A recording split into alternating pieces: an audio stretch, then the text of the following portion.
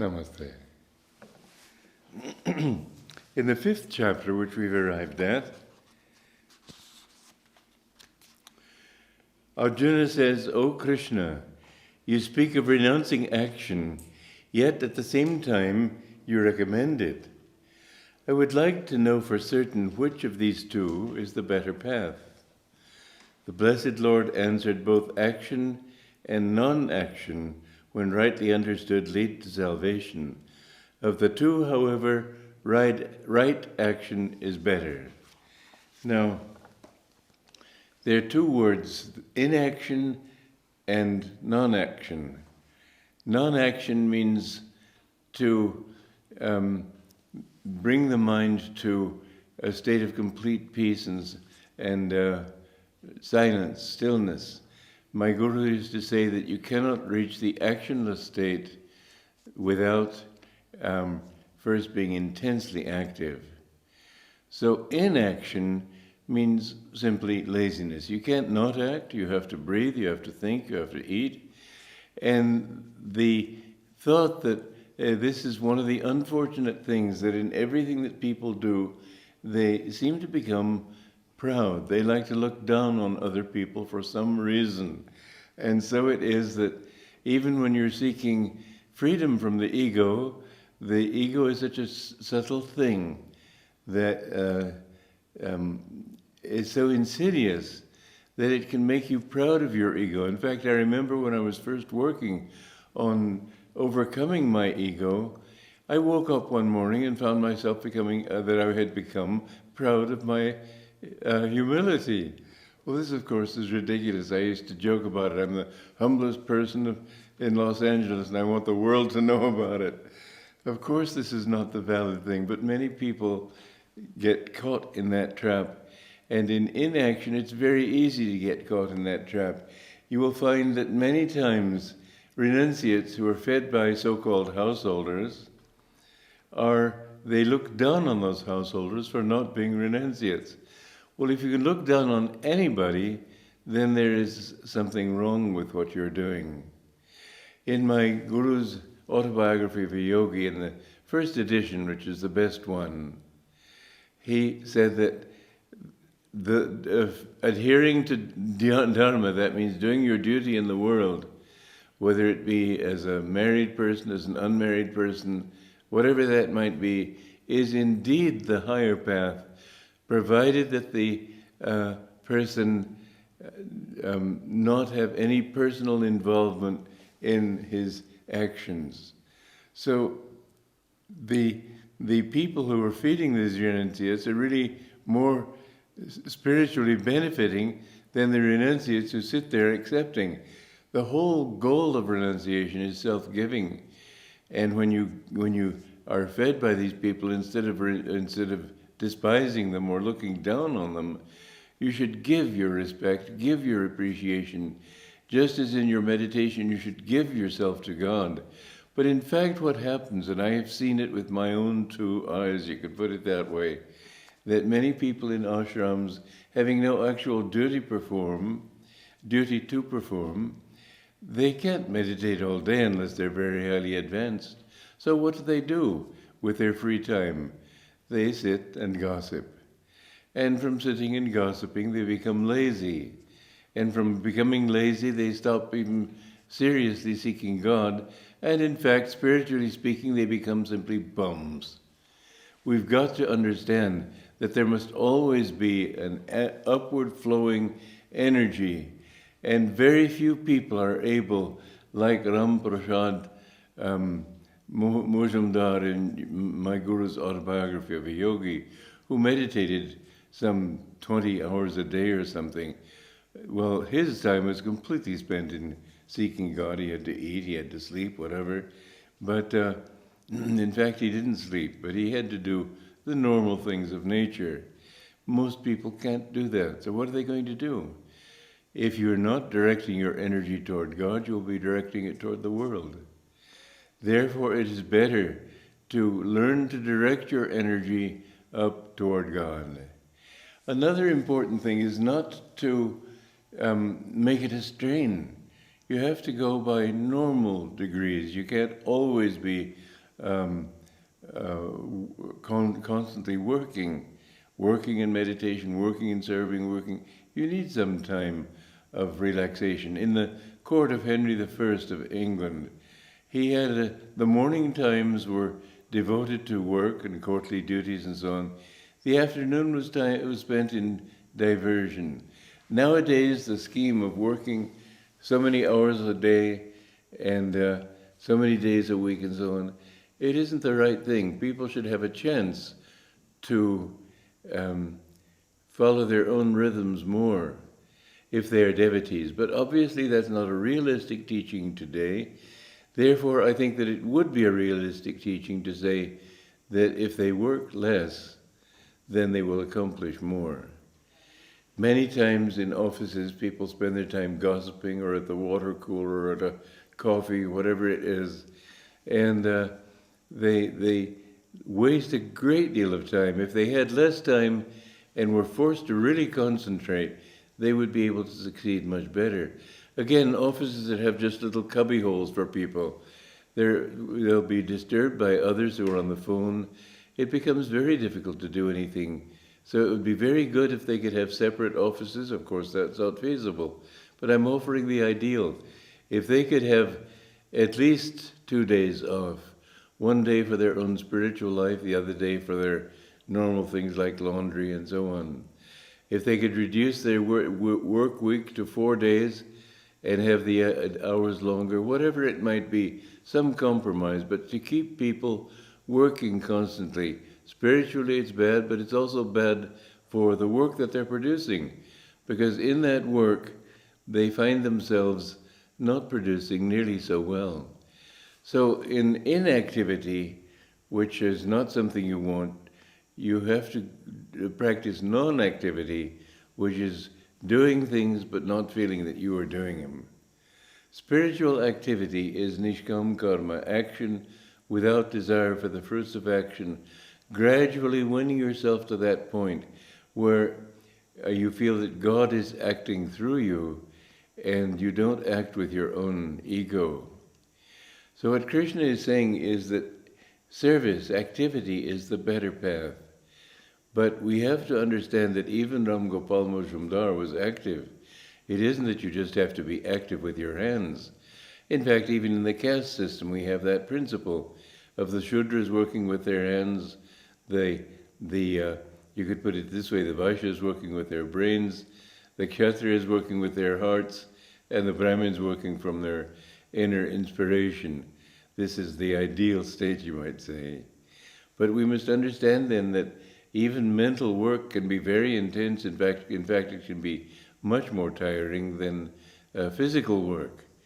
So the non-activity that Krishna is recommending is that you work in some way, but it is also good always to balance that kind of thing. For example, people who work only with their heads or giving of themselves like a Kshatriya, it would be much better if they could also work with their hands a little bit, whether it might be cooking or cleaning or something, but don't despise physical work. I remember one time when my guru was staying out of the desert, and really only as an excuse to keep us out there with him, he had us come out but kept us busy, so he had us dig him a swimming pool. He never used the swimming pool. He kept trying to explain what it'll raise the property value, but of course, who would sell a place that he had lived in? It would be a madness to do so. Really, he was doing it just as an excuse to keep us there. And he had us work hard. I remember one time we'd been digging, Norman and I, Norman was a brother disciple of mine, we'd been digging wheelbarrow loads of dirt to create this big hole in the ground, and we took those wheelbarrows out into the desert and dumped them. And I remember when we finished, Norman looked down, he said, "God, what a hole." But the desert around us was covered with all these little mounds of sand, not very little either. And one day, just as it was about lunchtime, my guru came out and he said, "Well, those piles of sand and dirt are not very attractive. Let's see if we can level them out. So we adjusted our expectations of the lunch, and Master said, get us a board, a 2x4. So Norman and I did it, and he said, now, for me, you hold the board on each end and just move it back and forth, pulling it toward you. Well, my simple description may be enough even so to give you some idea of how difficult that was. Sand is heavy. And after we'd done it, Master said, that's good, let's see if we can do another one. And we did another. And each time, just one more, just one more. After about the 10th or 12th time, I suddenly got the joke, and I stood up and laughed, and Master chuckled. He said, I was playing with you, now go have your lunch.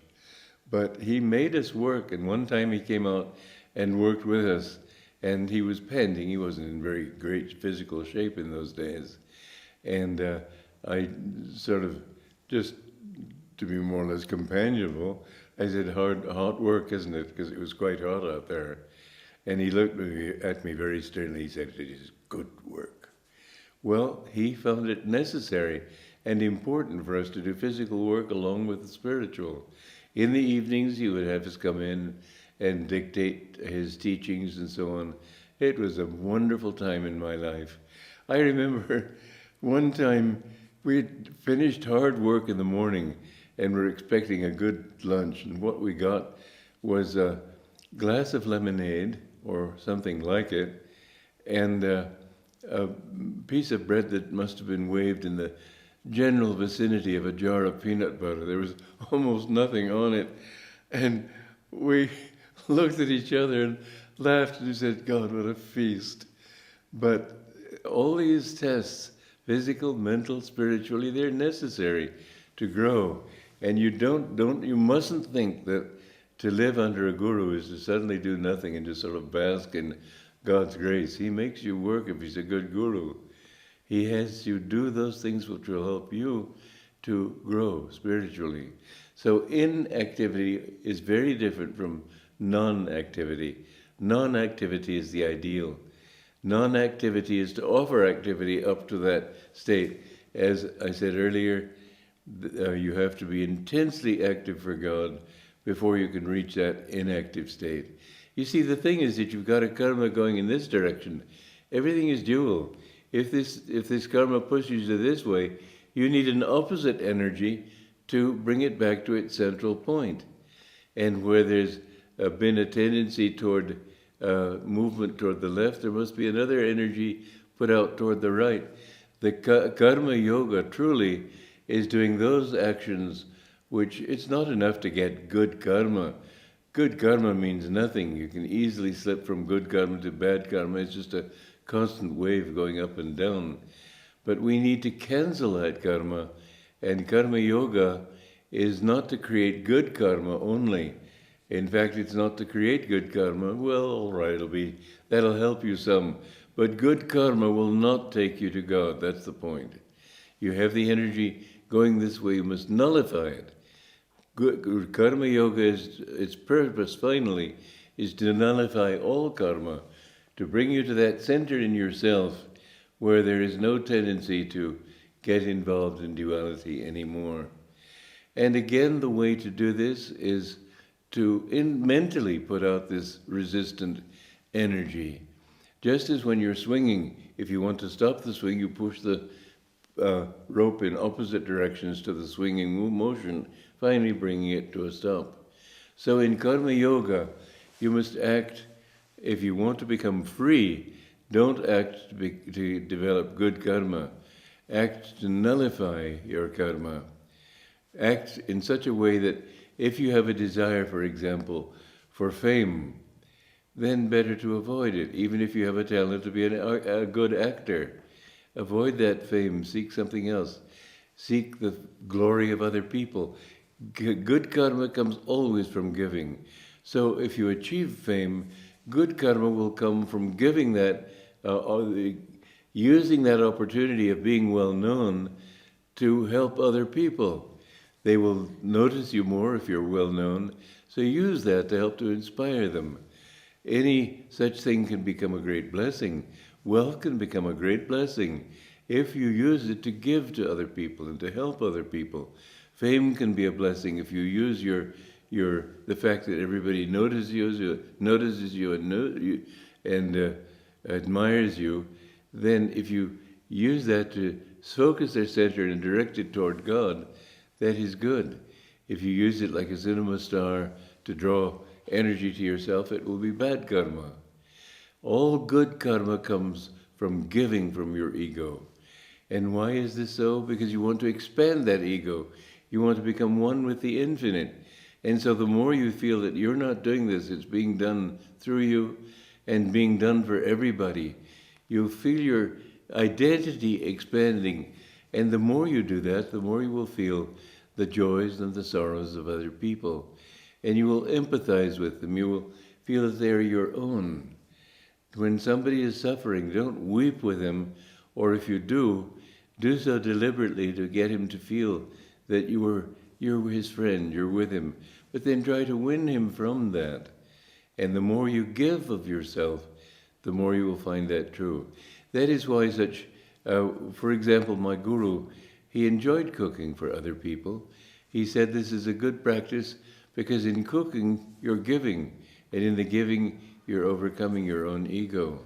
So anything you can do that is serviceful, but again, it should be serviceful in the right way. I could serve going out and digging ditches, but that's the sort of thing everybody can do, whereas I have certain gifts that others can't do. Why not give them those things that I can do that they can't? So whatever you can do, use those talents, whatever they be, in the highest way. That which will take you to the heights is your own dharma. Joy to you.